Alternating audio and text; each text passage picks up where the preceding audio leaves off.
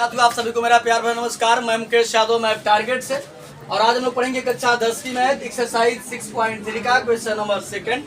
यदि हम बात करें तो पिछली क्लास तक जो है वो हमने इस एक्सरसाइज का क्वेश्चन नंबर फर्स्ट में जो है वो 6 क्वेश्चन दिया गया था, 6 को हमने समाप्त कर लिया था। और आज हम लोग क्वेश्चन नंबर सेकंड समझने का प्रयास करते हैं। एक बार गिवन स्टेटमेंट को रीड करते हैं, फिर सॉल्व करने का प्रयास करते हैं।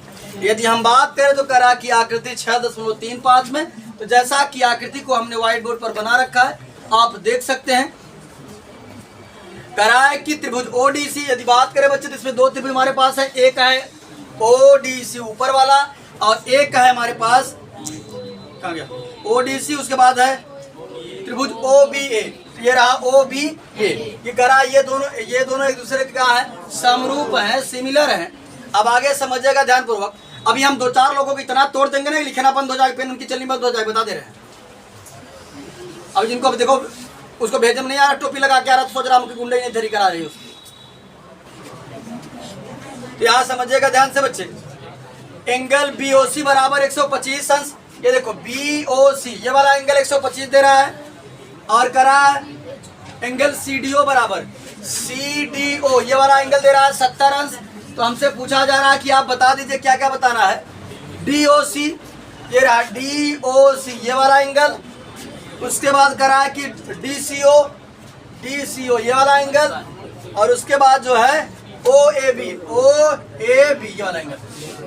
तो चलिए बारी बारी से बताने का प्रयास करते हैं बच्चे। हम अगर बात करें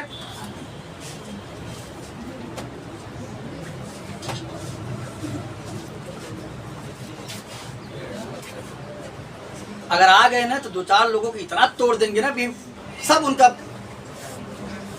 दिमाग में जो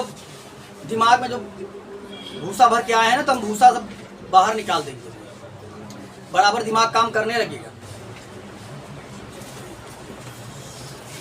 यहाँ समझिए बच्चे ध्यान से। हमने लिखा सबसे पहले दिया क्या है, ओडीसी समरूप है ओबीए के एग्जाम को दिया गया है, और एंगल बीओसी बराबर 125 अंश, एंगल सीडीओ बराबर 70 अंश, ये हमको दिया ही गया था। डीओसी डीसीओ और ओएबी हमसे क्या कर रहा है, पूछा जा रहा है। तो समझिएगा, सबसे पहले मैं देख सकता हूँ कौन सा निकाल सकता हूँ। सबसे पहले मैं डीओसी निकाल सकता हूँ बच्चे। कि अगर यहाँ समझिएगा ध्यान से, ये ऐसी एक रेखा जा रही है और रेखा पर कितने अंश का कोण बनता है। अगर देखें तो इसको एक रेखा इस तरीके से इंटरसेक्ट कर रही है, यानी ऐसे इस 180 अंश में कितने पार्ट हैं, 2। इन दोनों को जोड़ देंगे तो कितना हो जाएगा। यहाँ समझिए इनका नाम क्या है, एक का नाम है डीओसी, हाँ डीओसी, दूसरे का नाम है BOC. Angle DOC plus angle BOC बराबर रीजन क्या दिखाएंगे, रिज कोण। अंग्रेजी में स्ट्रेट एंगल कहा जाता है। ठीक, यहाँ समझिएगा ध्यान से बच्चे। डीओसी हमको नहीं पता, हमने रहने दिया। ठीक, अगर बात करें हम बीओसी कितना दे रहा है, 125 बराबर 180। ये यहाँ प्लस है, उधर जाएगा तो एंगल डीओसी बराबर हो गया 180 माइनस 125। एंगल डीओसी बराबर 55 अंश। एक तो हमसे ये पूछा गया था, दूसरा हमसे पूछा गया था डीसीओ। तो डीसीओ को भी मैं आसानी से निकाल सकता हूँ। अब यहाँ समझिएगा ध्यान से, ये 70 हो गया, ये 55, तो ये आसानी से निकाल सकता हूँ क्योंकि एक त्रिभुज बन रहा है ना। त्रिभुज के तीनों अंतकोणों का योग लगा देते हैं। त्रिभुज डीओसी में जिनको लाइन और एंगल के बारे में या त्रिभुज के बारे में, ये कोण के बारे में नहीं पता है, वो कक्षा 9th का चैप्टर 6 और चैप्टर 7 अच्छे से देख लीजिए। हमारा इंट्रोडक्शन है वहाँ पर यूट्यूब पर, ठीक, देख लीजिएगा, कहीं दिक्कत नहीं होगी। बहुत अच्छे से हमने डीप में कवर किया है। इंट्रोडक्शन देखिएगा, 6.1 का पूरी बातें बता दी हैं, और 7.1 का इंट्रोडक्शन देख लीजिएगा, कंप्लीट हो जाएगा। त्रिभुज डीओसी में तो बच्चे समझिएगा, ये कोण तीनों जोड़ देंगे तो कितना हो जाएगा, 180 अंश। नाम लिख देते हैं, इसका क्या नाम है, ओडीसी, एंगल ODC प्लस इसका नाम है DOC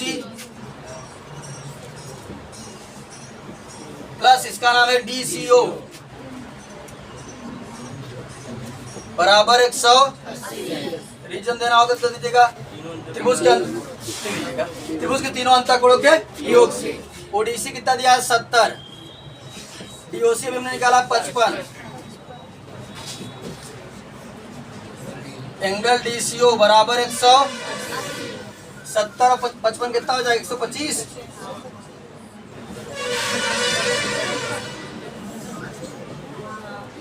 ये प्लस से उधर जाएगा तो हो जाएगा एंगल DCO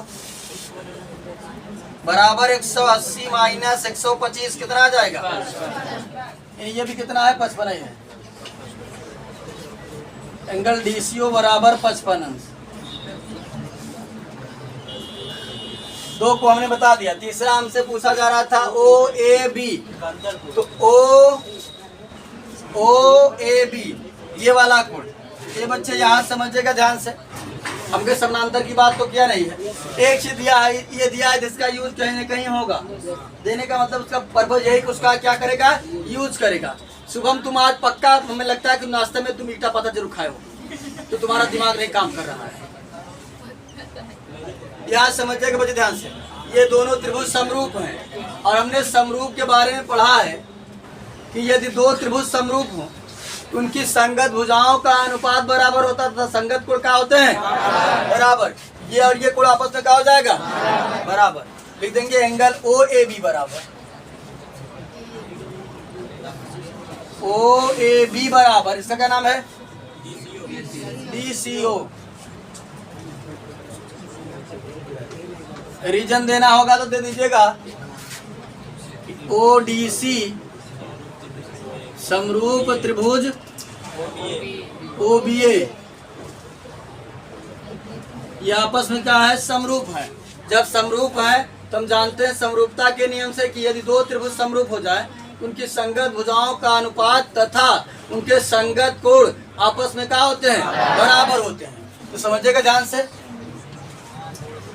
एंगल OAB बराबर कितना हो जाएगा, यही हमसे पूछा गया था और हमने आसानी से सभी प्रश्नों का जवाब ठीक। अब हम लोग अगला क्वेश्चन नंबर 3 समझ लेते हैं।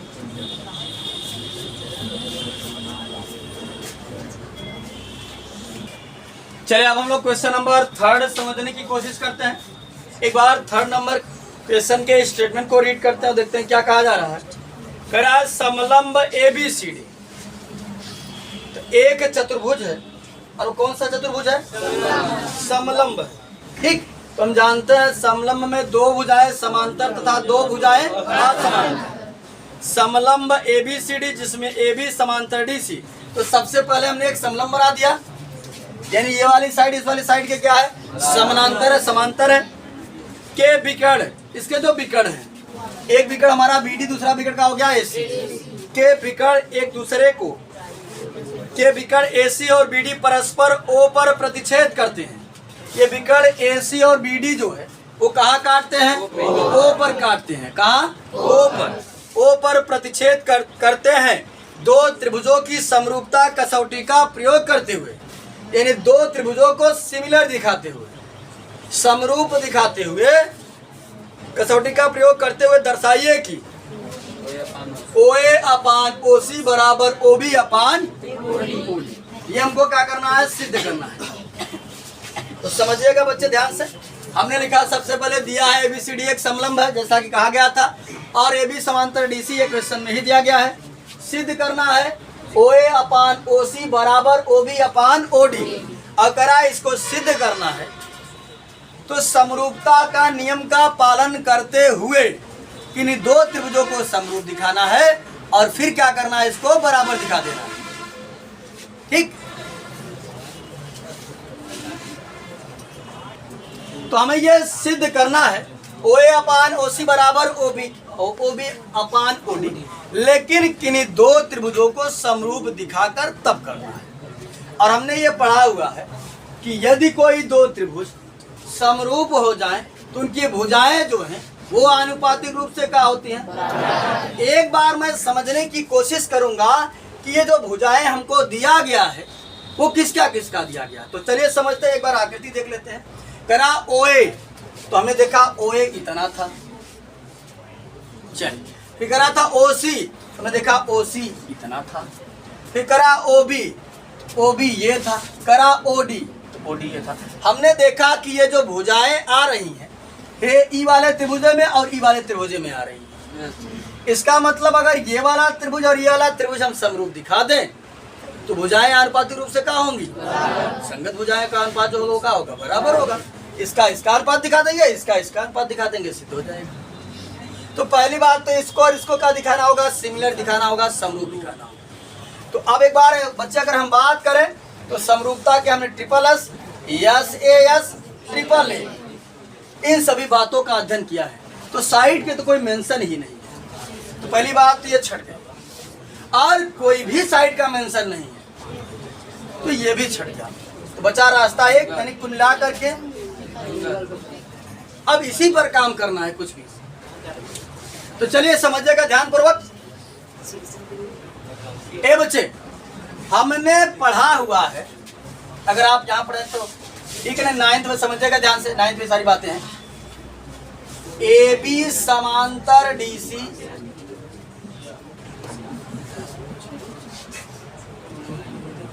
और डायरेक्ट दिखा देखा लिख देंगे रीजन, डायरेक्ट रीजन दिखा देंगे। देखो सुना, देखो जिन जिन त्रिभुजों को हमको समरूप दिखाना है, तो त्रिभुज ए ओ बी और त्रिभुज डी ओ सी। ए बच्चे, ये वाला त्रिभुज लिया हमने, ये वाला, इसका नाम है ए ओ बी, इसका नाम है डी ओ सी। तो त्रिभुज डी ओ सी में तो समझो बच्चे ध्यान से। अब अगर हम एकर और एकर बात करी तो देखा, अगर जब दो समांतर रेखाओं को एक तिर्यक रेखा काटत है तो जवन हिया कोण बनता, जवन हिया बनता वो बनता एकांतर। कौन कोण बनता, एकांतर। ठीक, कक्षा 9th में जो पढ़ करके हमारे यहाँ आए उनको एकांतर शीर्षाभिमुख संगत क्या होता है हमने बहुत डीप में समझाया था, बहुत अच्छे तरीके से सारे बच्चों को पता है। और यदि आप नहीं पढ़ पाए तो कोई घबराने की बात नहीं है, यहाँ बता दे रहे हैं। फिलहाल चैप्टर 6 का कक्षा 9 का देख लीजिएगा, कोण और ये लाइन एंड एंगल में कोई समस्या होगी ही नहीं, जाकर उसका इंट्रोडक्शन अच्छे से देख लीजिएगा।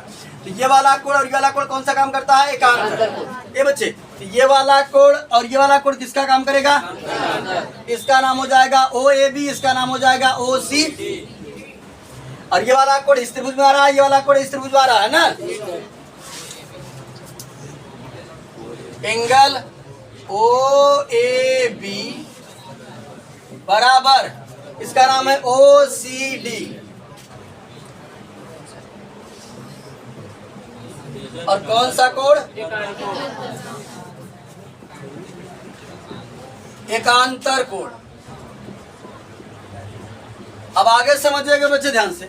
अब अगर बात करें तो एक तिर्यक रेखा ऐसे काट रही है ना, जब ऐसे काट रही है तो जो ये वाला कोण बनेगा, जो ये बनेगा, कौन सा बनेगा, एकांतर कोण। और एकांतर कोण आपस में क्या होते हैं, ये बच्चे समझिएगा ध्यान से। यानी अगर हम बात करें तो ये वाला कोण और ये वाला कोण किसका काम करेगा, एकांतर का। इसका नाम है ओ बी ए, एंगल ओ बी ए बराबर, इसका नाम है ओ डी सी।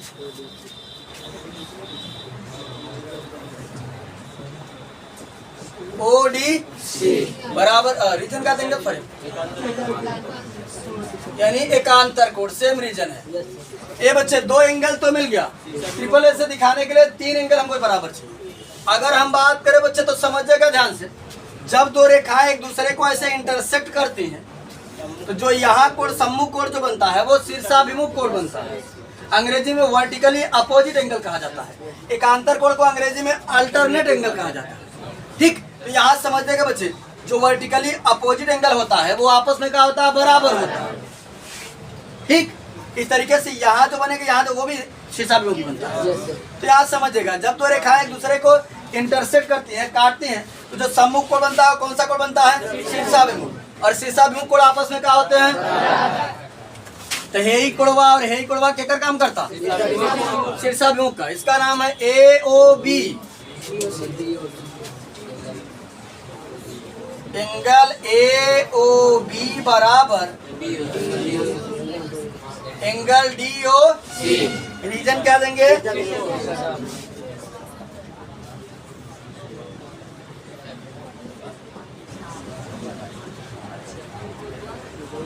शीर्षाभिमुख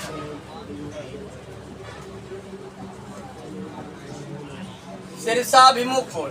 ये बच्चे समझिएगा, अगर किसी त्रिभुज का तीनों कोण अगले त्रिभुज के तीनों कोण के बराबर हो जाए तो त्रिभुज आपस में क्या हो जाते हैं? समरूप हो जाते हैं। तो मिलाकर के हमारा ये वाला त्रिभुज और ये वाला त्रिभुज क्या हो जाएगा? समरूप हो जाएगा। तो त्रिभुज AOB समरूप त्रिभुज DOC किस नियम से? ट्रिपल A समरूपता नियम से। अब हमने पढ़ा हुआ है कि यदि कोई त्रिभुज समरूप हो जाए, उनकी भुजाओं का जो अनुपात होता है वो आपस में क्या होता है? बराबर होता है। तो समझिएगा बच्चे ध्यान से, इसका अनुपात इसका और इसका जो अनुपात होगा, इसका और इसका जो अनुपात होगा, इसका और इसका जो अनुपात होगा, वो आपस में क्या होगा? दिखा देते हैं, इसका और इसका अनुपात, यानी OA अपान OC बराबर होगा किसके? इसके और इसके। OB अपान OD और इसका अनुपात इसके बराबर AB अपान DC। और हमें सिद्ध करना था केवल इतना ही, लिख देंगे अतः OA अपान OC बराबर OB अपान OD। Hence proved. इति सिद्धम, यह सिद्ध हुआ। यही हमको सिद्ध करना था। बहुत ज्यादा कठिन क्वेश्चन नहीं था, बस याद समझिएगा, दो त्रिभुज हमने लिया, इसको और इसको क्या किया हमने? आप कहाँ पर? समरूपता के नियम से। अरे इसमें बाइसिपिसिटी नहीं होता, नहीं, बीपीटी यहाँ नहीं है। बीपीटी क्या कहता जानते हैं? बीपीटी कहता है यदि किसी त्रिभुज में किसी एक भुजा के समांतर रेखा खींची जाए तो शेष अन्य दो भुजाओं को एक ही अनुपात में विभाजित करता है। ये हमने जो लिखा है, ये हमने लिखा है समरूपता के नियम से, इसीलिए तो समरूप दिखा। जब त्रिभुज समरूप, भुजाएं आनुपातिक रूप से बराबर तथा संगत कोण भी क्या होते हैं? बराबर होते हैं। बात समझ सको। तो यदि हम बात करें बच्चे, तो इसमें बहुत ये वाला त्रिभुज और वाला त्रिभुज हमने दोनों समरूप दिखा दिया। और जब त्रिभुज समरूप हो जाता है तो भुजाएं आनुपातिक रूप से क्या होती है? आज की क्लास में जो है वो हमने एक्सरसाइज 6.3 का क्वेश्चन नंबर दूसरा और तीसरा कंप्लीट कर लिया है। बाकी जो बचे हुए क्वेश्चन है उसे नेक्स्ट क्लास में कंप्लीट करने का प्रयास करेंगे। तो इस वीडियो में इतना ही, बाकी मिलते हैं नेक्स्ट वीडियो में। तब तक के लिए